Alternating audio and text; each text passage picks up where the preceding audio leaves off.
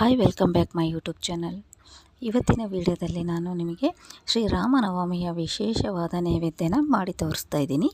So ಇದು ಬಂದುಬಿಟ್ಟು ಕರ್ಬೂಜದ ಬೆಲ್ಲದ ಪಾನಕ, ಹಾಗೆ ಕೋಸಂಬರಿ, ಹಾಗೆ ನೀರು ಮಜ್ಜಿಗೆನ ಮಾಡಿ ತೋರಿಸ್ತಾ ಇದ್ದೀನಿ ಇವತ್ತಿನ ವಿಡಿಯೋದಲ್ಲಿ.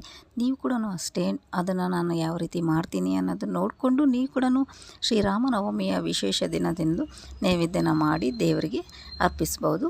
ಸೊ ನೋಡ್ಕೊಂಬನ್ನಿ ನಾನು ಯಾವ ರೀತಿ ಮಾಡ್ತೀನಿ ಅಂತ. ಫಸ್ಟಿಗೆ ನಾನು ಒಂದು ಪಾತ್ರೆಯಲ್ಲಿ ಅರ್ಧದಷ್ಟು ಬೆಲ್ಲ ತೊಗೊಂಡಿದ್ದೀನಿ, ಅರ್ಧ ಕಪ್ನಷ್ಟು ಬೆಲ್ಲ. ಸೊ ನಿಮ್ಮ ಮನೇಲಿ ಎಷ್ಟು ಜನ ಇದ್ದಾರೆ ನೋಡಿಕೊಂಡು ನೀವು ಕೂಡ ಅಷ್ಟೇ ಸಿಹಿ ಎಷ್ಟು ಬೇಕೋ ಅಷ್ಟು ಬೆಲ್ಲನ ತೊಗೋಬೋದು. ಹಾಗೆ ಇಲ್ಲಿ ನಾನು ಆರ್ಗಾನಿಕ್ ಬೆಲ್ಲ ತೊಗೊಂಡಿದ್ದೀನಿ. ಇದಕ್ಕೆ ನಾನು 2 ಕಪ್ನಷ್ಟು ನೀರು ಹಾಕ್ತಾಯಿದ್ದೀನಿ. ನೀವು ಬೆಲ್ಲ ಎಷ್ಟು ತೊಗೊತೀರಿ ಅಷ್ಟು ನೀವು ನೀರು ಹಾಕ್ಕೋಬೇಕು. ಸೊ ನಾನಿಲ್ಲಿ ಅರ್ಧ ಕಪ್ಪಷ್ಟು ಬೆಲ್ಲ ತೊಗೊಂಡಿದ್ದೀನಿ, ಹಾಗೆ 2 ಕಪ್ಪಷ್ಟು ನೀರು ಹಾಕ್ತಾಯಿದ್ದೀನಿ. ಇವಾಗ ಇದು ಚೆನ್ನಾಗಿ ಮೆಲ್ಟ್ ಆಗಬೇಕು.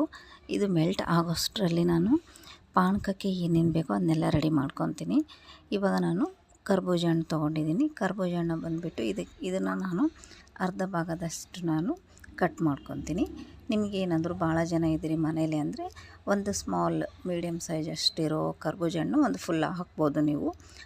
ನಾನು ಸ್ವಲ್ಪ ಹಾಕ್ತಾಯಿದ್ದೀನಿ, ಏಕೆಂದರೆ ಕಡಿಮೆ ನಮ್ಮ ಮನೇಲಿ ಎಷ್ಟು ಜನ ಇದ್ದಾರೆ ನೋಡಿಕೊಂಡು ನಾನು ಆ ರೀತಿ ಮಾಡ್ತಾಯಿದ್ದೀನಿ.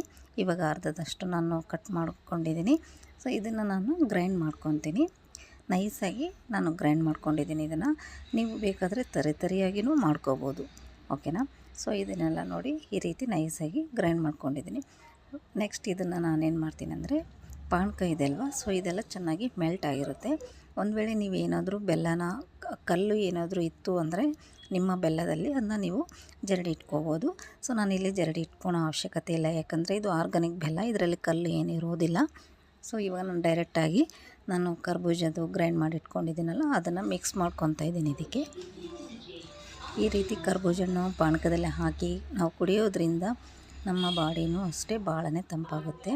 ಸಮ್ಮರ್ ಡ್ರಿಂಕ್ ಅಂತಲೇ ಹೇಳ್ಬೋದು. ಇದು ಬೇಸಿಗೆಗಾಲದಲ್ಲಿ ಭಾಳನೇ ಒಳ್ಳೆ, ಹೆಲ್ತಿಗೂ ಒಳ್ಳೆಯದು, ನಮ್ಮ ಬಾಡಿಗೂ ತಂಪು. ನೆಕ್ಸ್ಟ್ ಇದಕ್ಕೆ ನಾನು ಏಲಕ್ಕಿ ಪುಡಿ ಹಾಕಿದ್ದೀನಿ, ಹಾಗೆ ಶುಂಠಿ ಪುಡಿ ಹಾಕಿದ್ದೀನಿ. ನೆಕ್ಸ್ಟ್ ಇದಕ್ಕೆ ನಾನು ನಿಂಬೆಹಣ್ಣಿನ ರಸ ಹಾಕ್ತಾಯಿದ್ದೀನಿ, ಅರ್ಧ ನಿಂಬೆಹಣ್ಣಷ್ಟು ಹಾಕ್ತಾಯಿದ್ದೀನಿ.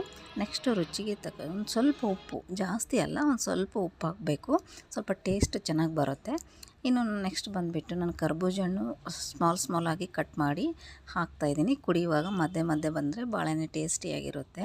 ನೆಕ್ಸ್ಟ್ ನಾನಿಲ್ಲಿ ಕಾಳು ಮೆಣಸಿನ ಪುಡಿ ಹಾಕ್ತಾಯಿದ್ದೀನಿ. ನೆಕ್ಸ್ಟು ಇದಕ್ಕೆ ನಾನು ಐಸ್ ಕ್ಯೂಬ್ಸ್ ಹಾಕ್ತಾಯಿದ್ದೀನಿ. ಒಂದು ವೇಳೆ ನೀವು ಇಲ್ಲ ಲೇಟ್ ಕುಡಿತಾ ಇದ್ದೀರಾ ಅಂತಂದರೆ ಸೊ ನೀವು ಫ್ರಿಜ್ಜಲ್ಲಿ ಇಟ್ಕೋಬೋದು. ಇಲ್ಲ ನಾವು ಮಾಡಿದ ಮೇಲೆ ಇವತ್ತು ತಕ್ಷಣ ಕುಡಿತೀವಿ ಅಂತಂದರೆ ಸೊ ಐಸ್ ಕ್ಯೂಬ್ ಹಾಕಿಸಿ ಭಾಳನೇ ಟೇಸ್ಟಿಯಾಗಿರುತ್ತೆ. ಒಳ್ಳೆ ಹೆಲ್ತ್ ಕೂಡ ಭಾಳನೇ ಒಳ್ಳೆಯದು. ಸೊ ನೋಡಿದ್ರಲ್ವ. ನೆಕ್ಸ್ಟ್ ಬಂದುಬಿಟ್ಟು ನಾನು ನೀರು ಮಜ್ಜಿಗೆ ಮಾಡ್ತಾಯಿದ್ದೀನಿ. ಇಲ್ಲಿ ಮೊಸರು ಬಂದುಬಿಟ್ಟು ನಾನು ಚೆನ್ನಾಗಿ ಮಜ್ಜಿಗೆ ಮಾಡಿ ಇಟ್ಕೊಂಡಿದ್ದೀನಿ. ಇದಕ್ಕೆ ಒಂದು ಸ್ವಲ್ಪ ರುಚಿಗೆ ತಕ್ಕಷ್ಟು ಉಪ್ಪು ಹಾಕಿದ್ದೀನಿ. ನೆಕ್ಸ್ಟ್ ಇದಕ್ಕೆ ಮಸಾಲೆ ರುಬ್ಕೊಂಡಿದ್ದೀನಿ. ಹಸಿಮೆಣಸಿನ್ಕಾಯಿ, ಶುಂಠಿ, ಆಮೇಲೆ ಜೀರಿಗೆ ಪುಡಿ, ಕೊತ್ತಂಬರಿ ಸೊಪ್ಪು ಹಾಕಿ ಚೆನ್ನಾಗಿ ನೈಸಾಗಿ ರುಬ್ಕೊಂಡಿದ್ದೀನಿ. ಇದನ್ನು ಹಾಕಿ ಮಜ್ಜಿಗೆಯಲ್ಲಿ ಕಲಸೋದು ಅಷ್ಟೇ. ನೀರು ಮಜ್ಜಿಗೆ ಮಾಡೋದು ನೈವೇದ್ಯಕ್ಕೆ ಭಾಳನೇ ಒಳ್ಳೆಯದು. ಡೈಲಿ ನೀವು ಈ ರೀತಿ ಮಾಡ್ಕೊಂಡು ಕುಡಿಯೋದ್ರಿಂದ ನಿಮ್ಮ ದೇಹಕ್ಕೆ ಭಾಳನೇ ತಂಪಾಗಿರುತ್ತೆ. ನೆಕ್ಸ್ಟ್ ರೆಸಿಪಿ ಬಂದುಬಿಟ್ಟು ಕೋಸಂಬರಿ ಹೇಗೆ ಮಾಡೋದು ಅಂತ ನೈವೇದ್ಯಕ್ಕೆ ತೋರಿಸ್ಕೊಡ್ತಿದ್ದೀನಿ.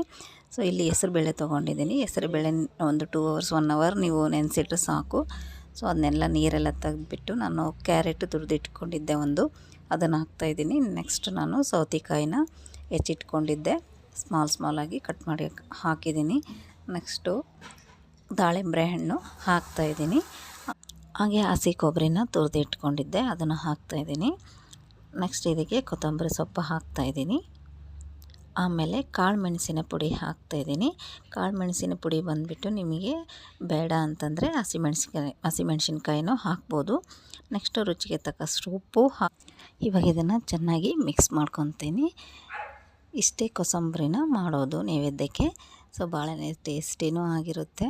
ಸೊ ನೀವು ಕೂಡ ಅಷ್ಟೇ ಈ ಕರ್ಬೂಜದ ಹಣ್ಣಿನ ಪಾನಕ, ಬೆಲ್ಲದ ಪಾನಕ, ಹಾಗೆ ನೀರು ಮಜ್ಜಿಗೆ, ಕೋಸಂಬರಿನ ಶ್ರೀರಾಮನವಮಿಯ ದಿನದಂದು ನೀವು ವಿಶೇಷವಾಗಿ ನೈವೇದ್ಯ ಮಾಡಿ ದೇವರಿಗೆ ಅರ್ಪಿಸಬಹುದು. ಸೊ ನೋಡ್ಕೊಂಬಂದ್ರಲ್ವ ಈ 3 ರೆಸಿಪಿನ. ಸೊ ನೀವು ಕೂಡ ನೋಡಿಕೊಂಡು ಮಾಡಿ ನನಗೆ ಕಮೆಂಟ್ ಮೂಲಕ ಇವತ್ತಿನ ವಿಡಿಯೋ ನಿಮಗೆ ಇಷ್ಟ ಆಯ್ತು ಅಂದರೆ ಲೈಕ್ ಮಾಡಿ, ಹಾಗೆ ಕಮೆಂಟ್ ಮೂಲಕ ತಿಳಿಸ್ಕೊಡಿ. ನೆಕ್ಸ್ಟ್ ವಿಡಿಯೋದಲ್ಲಿ ನಾನು ಇಂಥ ರೆಸಿಪಿ ಒಂದಿಗೆ ಸಿಗ್ತೀನಿ. ಇವತ್ತಿನ ವಿಡಿಯೋನ ಎಂಡ್ ಮಾಡ್ತಾಯಿದ್ದೀನಿ.